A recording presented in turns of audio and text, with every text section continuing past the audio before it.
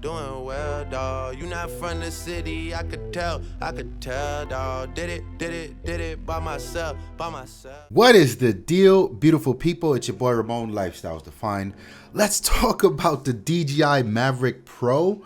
So, I guess it was 2 weeks ago or so. I was really excited at what GoPro came up with, a really small drone. I guess the first portable drone, if that's such a thing. It was that small. And then here comes DJI to steal the thunder. This puts me in a very interesting place. But before I go through that, let's talk about the what DJI is really bringing to the market here. It's a very, very small drone. In fact, a lot smaller than, or would I say a lot? It is smaller than what GoPro is offering. But, you know, even if you take GoPro out of the picture, this guy is definitely smaller than all of the other DJI drones. And what's dope about this is you get a lot of the DJI features that they've been known for and why they're leading the drone market from the bigger drones and the more expensive versions into this. So I think this is a win for a lot of different people. This thing can fly up to 40 miles an hour, and that's hauling ass. The camera on it does 4K, and of course it's got the image stabilization for the smooth footage. And I've been looking at a lot of the footage coming out of the Mavic Pro, and it really is better than what we see in the GoPros. And that's interesting because in the past, I was always looking for a drone that could support a GoPro system because I didn't trust the video or the image quality that I saw on a lot of those drones.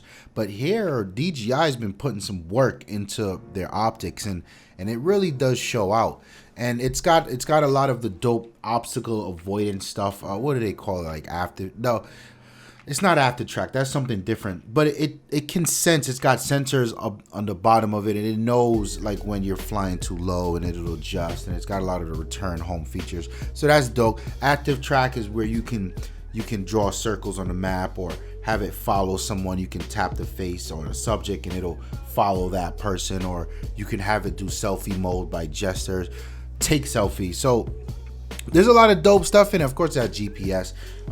One thing I will note is although the controller is a lot smaller than we've seen on previous DJI drones, this guy really does require a smartphone to see what's going on.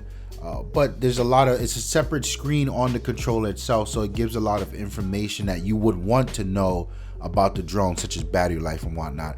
And interestingly enough, speaking of battery life, this guy can fly up to 27 minutes, which is a little longer than we get out of the competitor over at GoPro. But I don't want to harp on those figures because those numbers really do. They're really impacted by the amount of wind and what you're doing, how fast you're flying, yada, yada, yada. At the end of the day, it means nothing because you're going to have to buy 2 and 3 batteries for it anyway. So I really like what DJI is doing here, and the fact that it is a lot smaller and more pocketable. Something like this can fit in my camera bag, so it makes it a real part of my kit if I'm going out shooting or whatever I'm doing, as opposed to having my camera bag with all my lenses and my video gear, and then on top of that another bag for the drone itself.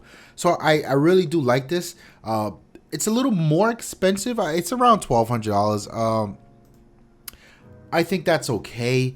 It's not a big difference between. It starts at $1,000 and goes up to $1,200. It's not a huge difference between that and the pricing of the GoPro, but for sure, I think the DJI is on the top of my list now. You guys out there, let me know what you think if you've been looking into a drone. I know a lot of you are, and I'm not the only one with this decision to make, right? The dope GoPro, the dope DJI. To me, the size is what matters.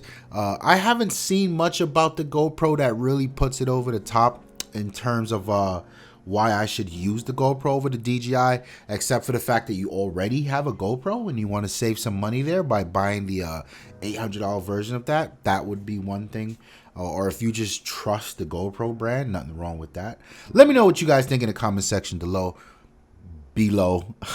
Your boy Ramon, I'm out of here. Peace.